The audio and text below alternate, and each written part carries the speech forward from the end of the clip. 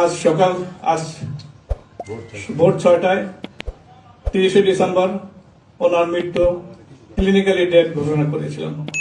আপনাদের মাধ্যমে দেশ বর্ষের কাছে ওনার দোয়া চাই, আপনারা দোয়া করবেন উনি যেন নভেম্বর মাসের 23 তারিখে সন্ধ্যা 8:30 এবারকার হসপিটালে আমাদের দেশনেত্রী, প্রাক্তন প্রধানমন্ত্রী, আমাদের জাতির মা খালেদা জিয়া ভর্তি হয়েছিলেন। আমার দীর্ঘ 1 মাস 10 দিন তার বিভিন্ন চিকিৎসা করে ওনাকে সুস্থ করার জন্য আমাদের আপ্রাণ চেষ্টা ছিল। বাট আমি মেডিকেল বোর্ডের পক্ষ থেকে আজ ভোর 6টায় 30শে ডিসেম্বর ওনার মৃত্যু ক্লিনিক্যালি ডেথ ঘোষণা করেছিলাম।